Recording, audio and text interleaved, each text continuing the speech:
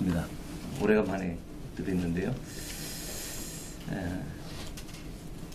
먼저 잠깐 기도하겠습니다. 하나님 여기 함께 해주시고, 하나님 우리가 하나님께 향하는 이 마음이 하나님이 받으시기에 기뻐하실 만한 믿음의 마음, 겸손한 마음, 순종하는 마음 될 수 있도록 우리에게 은혜를 더해 주시길 원합니다.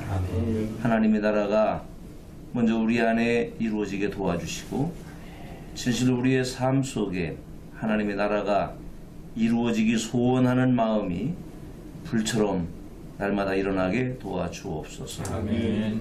주께서 이 시간을 도우셔서 주께서 하시고자 하시는 말씀으로 우리를 덧입혀 주옵소서. 아멘. 예수님 이름으로 기도하옵나이다. 아멘. 아멘.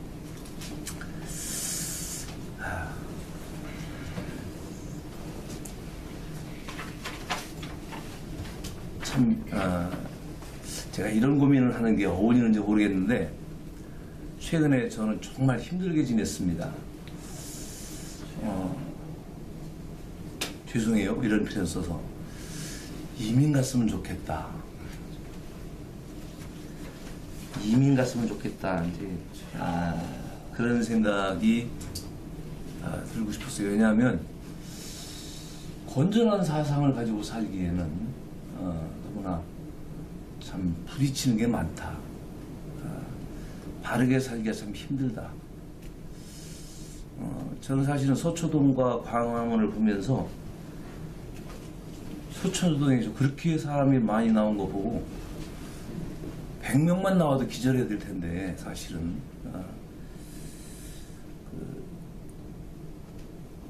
거짓이 난무하고 그러는데도 그것도 좋다고 하는 사람들이 있는 거 보면서 어떻게 살아야 되나, 어떻게 해야 되나. 왜냐하면 이제 살만큼 산 사람은 이제 질 때가 됐으니까 그냥 살면 되겠지만, 자식들한테, 후손들한테 얘기해 줄 게 없어요. 어떻게 해야 되나. 그래서 설교 준비를 해가면서 열왕기에 있는 말씀을 이렇게 보면서, 오케르 이스라엘, 히브리어입니다. 이스라엘을 괴롭게 하는 자가 더냐? 엘리야와 아합 왕의 그 대결, 그 말씀을 가지고 이 시대 진짜 이 나라를 괴롭히는 자가 누굴까? 내가 아닐까? 왜냐하면 저도 불 속으로 들어갈 용기가 없습니다. 저도 좀 잘 살고 싶고 그런 생각이 있지 않습니까? 일전에 제가 여름에 7월 16일 날 냉면을 한 그릇 잘못 먹고서, 뭐가 잘못되는지 막 하혈을 해가지고서요, 피를 너무 많이 쏟아가지고서 아직 완치가 안 됐습니다. 3개월이 지났는데 아무튼 피를 많이 쏟아가지고 위험했어요. 근데 죽음 앞에 이렇게 서보니까 내가 뭐 때문에 이렇게 살았나, 이런 생각이 드는 거예요. 뭘 보고 살았나. 그래서 이제는 정말 다 내려놔야 되겠다. 그런 생각을 하고 있는데 막 걷잡을 수 없는 그런 주변을 보면서 많이 고민을 했습니다. 그러다가 참여연대 사람들이 반대를 하고, 또 거기서 양심선언을 하고 나오고, 또 최근에는 투기자본감시센터 사람들이 조국 일가를 고발하고 이렇게 하는 걸 보면서, 그래, 하나님은 살아계시다. 아멘. 진실은 반드시 드러난다. 아멘. 중요한 건 우리가 희망을 포기하는 거지, 정말 우리에게 하나님이 도와주시기 원하면서 기도하는, 이거 정말 중요한 일이다, 이런 생각을 간절히 또 하게 되면서 좀 위로를 받고, 그래, 하여튼 목사는 목사의 길을 가고 그러면 되겠다, 이제 그런 생각을 했습니다. 그래서 사실은 이 설교 제목은 교회 안에서 설교하기는 대단히 죄송한, 무례한 설교 제목을 제가 정했습니다. 예수님 잘 믿는 사람들에게 예수 믿으라니요, 이런 설교를 어떻게 어디 가서 하겠습니까? 근데 사실은 이 설교를 제일 하고 싶은 데가 어디냐면 교단 본부고 있는 사람들이 모이는 자리에서 이 설교를 하고 싶었어요. 예수 믿으세요. 제발 좀 목사님 예수 좀 믿으세요. 아멘. 장로님 예수 좀 믿으세요. 아멘. 이 얘기를 꼭 좀 하고 싶었습니다. 그래서 이제 이런 설교를 그냥 기회 있을 때마다 하자 이렇게 생각을 했었죠. 근데 우리가 이제 교회를 다니면서 사실은 제일 많이 사용하는 얘기가 믿음이라는 얘기입니다. 믿음. 죄송해요. 제가 목사인데 장로님이시죠? 아니, 권사님이시군요. 권사님, 제가 목사인데 한 5천만 원만 빌려달라면 주시겠습니까? 처음 만났는데. 아니, 목사인데. 대답이 금방 안 나오시네요. 이게 말입니다. 아들이 아버지 나 5천만 원만 줘요. 그래도 줄만한 놈이 있고 못 줄 아이가 있어요. 자식이라도. 아멘. 왜 그래요? 믿지 못하죠. 아니, 똑같은 자식인데 왜 차이가 납니까? 믿지 못하죠. 믿지 못해요. 여러분, 믿음은 다양한 종류가 있습니다. 믿음은 다양한 종류가 있는데요. 친구 간에도 믿음이 필요하고 부부 간에도 믿음이 필요합니다. 아멘. 근데 그런 믿음과 하나님을 믿는 믿음과는 사실은 좀 다릅니다. 우리는 그리스도 예수 안에서 구원에 이르게 하는 하나님의 말씀과 하나님의 나라에 대한 믿음이에요. 아멘. 그래서 구원이라는 게 뭐냐면은 하나님이 우리를 이렇게 받아주시고 무조건 인정해 주시는 과정이거든요. 아멘. 근데 하나님이 우리를 믿어주실 만하게 우리가 살아왔나? 하나님이 우리를 이렇게 보실 때 저 사람한테는 뭐든지 맡길만 하다. 그런 어떤 이 얘기를 할 수 있을 만큼 우리가 믿음으로 살았나라고 하는 이 문제는 너무나 중요해요.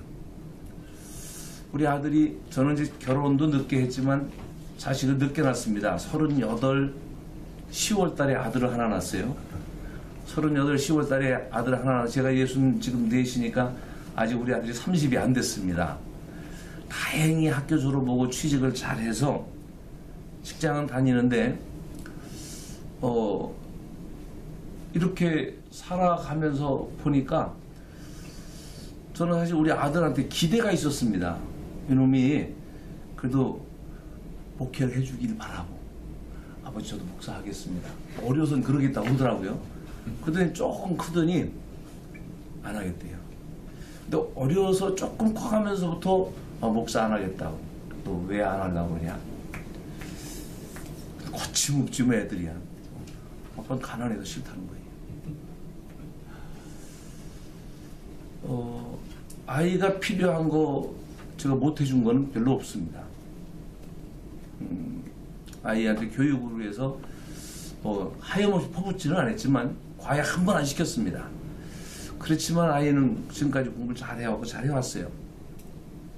근데 목회를 안 하겠다는 거예요. 그래서 저는 사실은 지금 다른 집 아이들이 목회하겠다고 하는 아이들도 좀 말리는 편입니다. 왜 하려고 그래? 왜냐면 옛날 같지가 않아요. 지금은 사람이 무섭습니다. 죄송해요. 교회 안에서도 사실은 사람이 무섭습니다. 목사가 우리 다음 주에는 전도합니다. 그러면 교회에 빠지는 사람도 있고, 조금 시간을 뺏기고 봉사하고 헌신하고 그러면 좋아하는 사람들, 좋아하지 않는 사람들이 많이 있어요. 근데 목사는 교회 하나만 떨어져 나가도 마음의 상처가 큽니다. 그러니까 사실은 목사가 교회 안에서 성도들을, 부모가 자식에게 무엇이든지 얘기하고, 자식은 이렇게 아버지를 보니까 이 세상에 이것밖에 좋은 게 없어서 나 아버지 하기 바라는데 세상이 그렇게 쉽게 안 되는 것 같더라고요. 우리 아들 이렇게 자라는 걸 보면서 제가 늘 관심 있게 봅니다. 정말 신앙생활 잘하나? 신앙생활 잘하나? 아이에게도 종종 그런 얘기를 하죠. 내가 너 대신 천당 가줄 수 없다. 구원받는 문제보다 중요한 건 없다. 그래서 그 아이하고 이제 교제를 해가면서 참된 그런 믿음의 길을 가기를 바랍니다. 자식분이겠습니까? 교인들이 다 구원받고 그래서 정말 하나님의 나라에서 만났을 때 정말 오셨군요. 사실 저는 그런 기대가 좀 있어요. 기다려지는 분들이 있습니다. 저보다 먼저 가서 기다리시는 분들도 있고 제가 이렇게 양육을 해가면서 이분은 정말 하나님이 기뻐하시겠다라고 하는 그런 분들이 보이는 거예요. 그래서 그런 분들에 대한 먼저 가신 분들에 대한 기다림도 있고 또 내가 먼저 간다고 하더라도 이분들은 정말 가면 만날 수 있겠다 하는 그런 분들에 대한 기대감이 있습니다. 아멘. 오늘 이 시대를 살아가면서 목사들이 기대하는 게 있어요. 기대하는 게 있는데 그게 뭐냐면 성도들의 삶 속에 성도다운 그런 모습들이 열매가 맺어지기를 정말 바랍니다. 아멘. 근데 이게 정말 힘드네요. 내가 안 변하는 것보다 더 안 변하는 것 같아요. 나도 진짜 안 변한다고 생각을 해요. 나도 진짜 죽는다는 게 쉬운 게 아니더라고요. 말로는 날마다 죽습니다 그러는데 나도 고집 부리는 게 있고 주장하는 게 있고 내 뜻을 관철시키고 싶은 게 있어요. 아니 사실은 목회적인 고집도 사람의 사랑과 이해가 먼저지 이렇게 되라고 한다고 되겠습니까? 안 된다고요. 그런데 아무튼 우리는 되기를 바래요.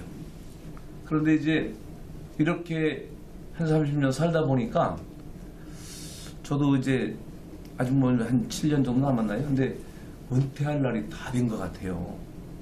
그래서 갑자기 정신이 번쩍 나는 거예요. 제가 가지고 있는 자료가 많습니다. 목회자들에게 나눠줄 수 있는 그런 자료가 너무 많아요. 그래서 최근에 이제 지금까지는 밖에 나가 강의하고 다니던 강의비 비싸게 받던 그런 자료들을 이제 공짜로 나눠줄 테니까 배워라. 근데 이상하게 공짜로 나눠준다니까 또 배우겠다는 사람은 없어요.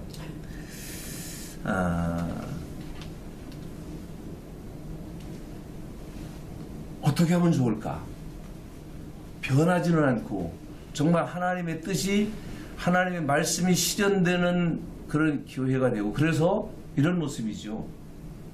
성도가 이 시대의 희망이 되고 아멘.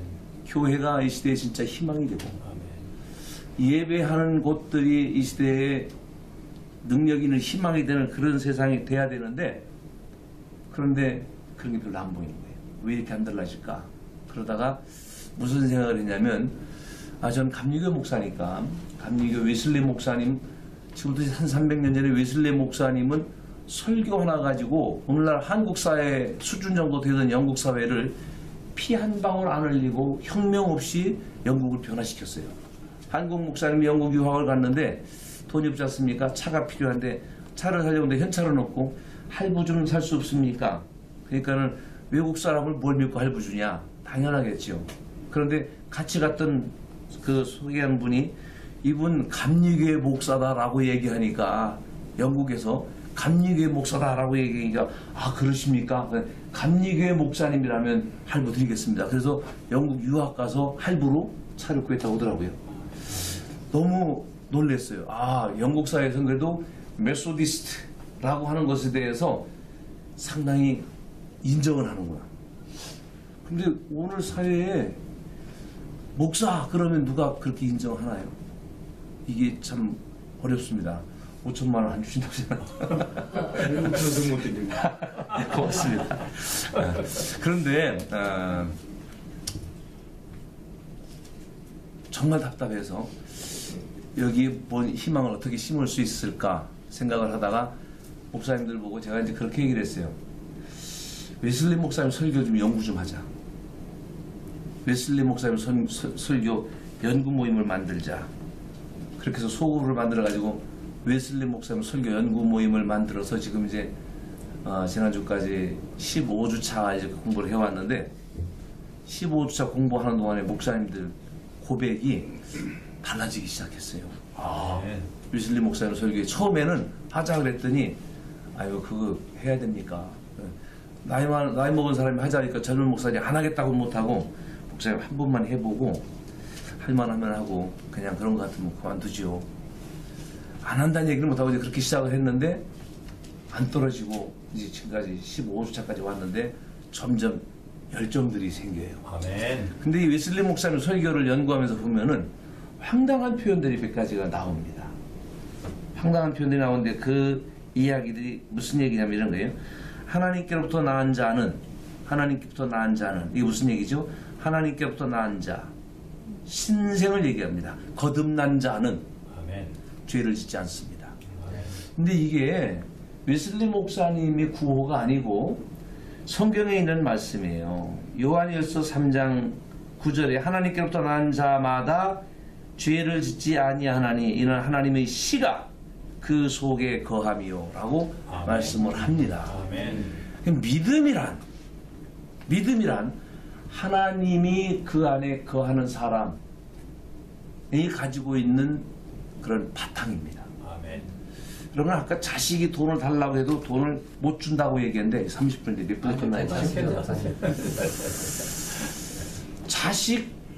자식과도 부모가 뭐가 되는 커뮤니케이션에 대해서 그래서 이놈 진짜 믿을만하고 맡겨볼만한 놈이고 요 정도는 잃어도 내가 한번 투자해볼만 하다라고 할 때 그게 5천이든 1억이든 줄만해요.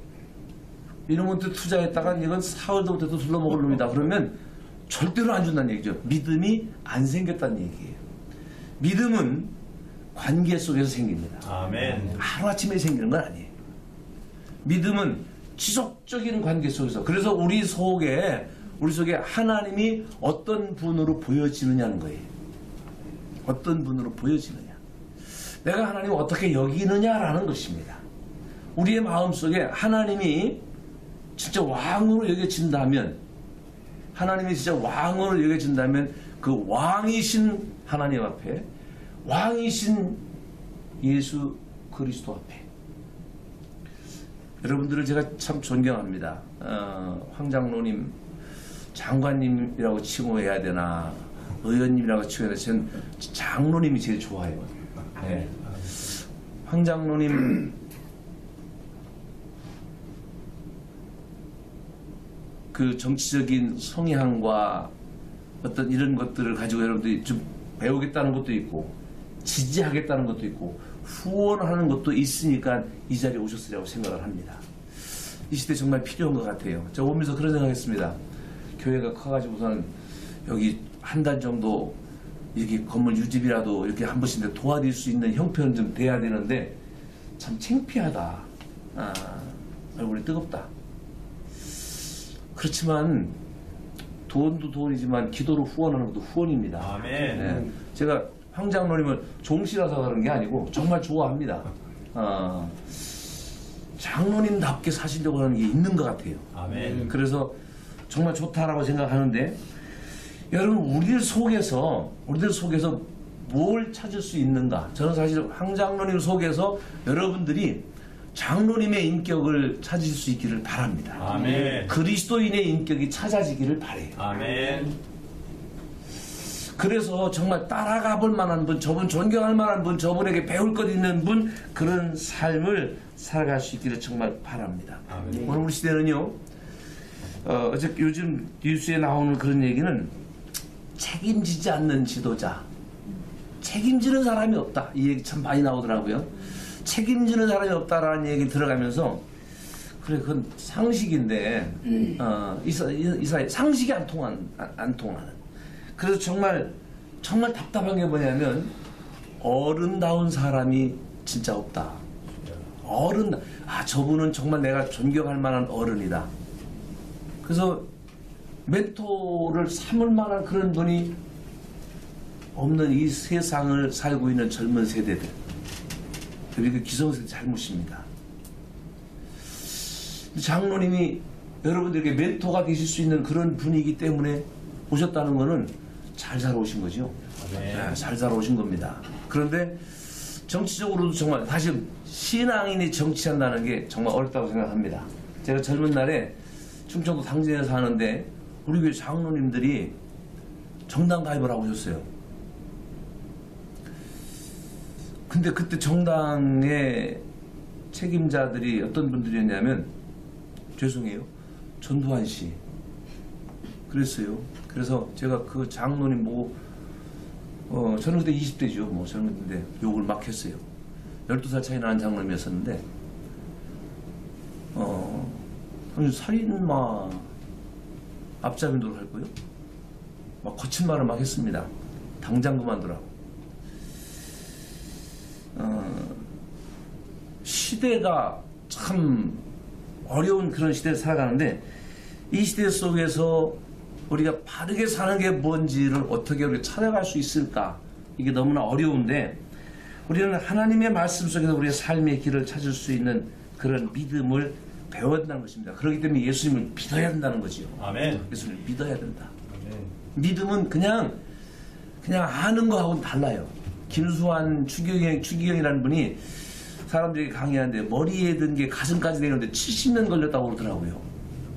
근데 그리스도인은 이 머리에 든 게 가슴으로 내려오는데 70년 걸리면 안 돼요. 죽은 다음에 무슨 일을 하겠습니까? 여러분, 우리의 삶은 그냥 가슴으로 배워져야 돼요. 아멘. 하나님의 말씀 속에 내가 살아간다는 게 뭔지를 알고 그렇게 살아가는 것들을 배워나가지 않는데, 하나님의 말씀이 그렇게 들려지는 그런 세상이 되어야 된다는 이야기입니다. 그래서 신앙인은 말입니다, 예수 그리스도가 우리에게 들려주시는 웨슬리 목사님의 설교 중에 가장 강조되는 게 칭의와 신생과 완전인데, 칭의와 신생과 성화와 완전을 얘기하는데, 칭의, 하나님의 의를 의롭다고 여겨주시는 것과 그 다음에 우리가 그 여겨주심으로 말미암아 나는 이제는 새 사람이 됐습니다, 나 그리스도인이에요 라고 얘기할 수 있는 그런 삶의 자리에 서기 위해서 우리는 우리 신앙이 반드시 우리가 믿고 있는 이 믿음의 고백이 진실한가 하는 것들을 날마다 점검할 수 있어야 되겠다는 이야기입니다. 아멘. 뭘로 점검할 수 있을까요? 그건 열매로 본다고 했습니다. 열매입니다. 우리의 신앙이 진실한가 아닌가는 열매를 보는데요. 갈라디아서에서는 사랑과 희락과 화평과 오래 참음과 자비와 양선과 충성과 온유와 절제다라고 얘기를 하면서 9가지의 성령의 열매들을 얘기하는데, 여러분, 우리가 정말 믿음의 사람으로 보여진다라면 가장 중요한 게 성령 받았다라는 거죠. 근데 이게 1970년대 인천에서 굉장히 이게 아주 부음을 일으켰던 그런 이야기들인데, 이런 얘기 많이 했네요. 당신 구원 받았습니까? 이거 물어보고 구원 받았다라고 얘기하면 성령 받았습니까? 물어보고 또 성령 받았습니다 그러면 몇 월 며칠 날 구원 받았냐? 이렇게 물어봤어요. 구원은 구체적인 거다 이렇게 얘기했던 거죠. 그게 구원파가 만들어냈던 이단이었습니다. 여러분, 구원받은 증거를 성도들이 잘 몰라요. 내가 구원 받았나? 이거 물어보면 글쎄 받은 것 같기도 하고 받은 것 같지 않기도 하고 잘 모르는데, 구원받은 증거, 흔들리지 않는 증거를 제가 말씀드릴게요. 그게 뭐냐면 죄에 대한 각성입니다. 아멘. 하나님을 바라보는데 하나님 앞에 있는 그 내 모습이 얼마나 더러운가를 깨닫는 거죠. 아멘. 나 별로 죄진 거 없는데. 이건 하나님 아직 모르는 사람이에요. 하나님의 말씀이 마음속에 들어오면서 우리의 마음을 후비고 다녀가면서 우리 속에서 죄가 기억나지게 하는 것, 그게 성령의 역사입니다. 아멘. 그래서 그 성령이 우리 안에서 내가 죄를 깨닫고 나니까 그 다음에 어떤 일들이 생기느냐면, 나는 정말 형편없는 사람이고 나는 하나님의 은혜가 아니고는 살 수 없습니다 라고 하는 고백이 나오는 거죠. 아멘. 그래서 그 속에 어떤 모습이 예수 그리스도 안에서 삶이 이제는 달라지기 시작해. 새로운 삶이 열려지게 된다는 이야기입니다. 아멘. 어려서부터 성경을 알았나니 성경은 능히도록 하여금 그리스도 예수 안에 믿음으로 말미암아 구원에 이르는 지혜가 있게 하느니라 라고 디모데후서 3장 15절에 말씀하고 있는데, 여러분 우리 안에 그리스도 예수로 말미암는 새로워진 삶의 모습, 그래서 구원에 이르게 하는 지혜, 그 구원에 이르게 하는 지혜가 뭐냐면 죄로부터 이 청산이고 이제부터 나 하나님과 새롭게 살아가는 삶의 새로운 출발입니다. 아멘. 그런데 거짓이 난무하는 이 세상 속에서 그 거짓이 난무하는 사람들이 모든 걸 다 쥐고 있으니까 사람들 다 어떻게 생각하냐면 나도 저쪽에 붙어야 살겠다라고 생각하는 사람들이 너무 많은 거죠. 절망되는 거예요.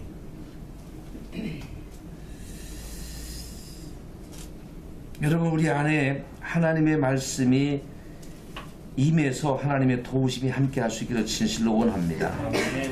우리 안에 하나님의 말씀이 임하면 보배로운 믿음이 우리 안에 들어오게 되면은 그러면 그때 우리 안에서는 말입니다. 우리를 부르신 그분으로 말미암아 새로운 변화가 일어나게 되는데 이 썩어질 세상 속에서 우리로 하여금 어떤 일, 신의 성품에 참여하는 자가 되게 해주시겠다. 아멘. 하나님의 약속입니다.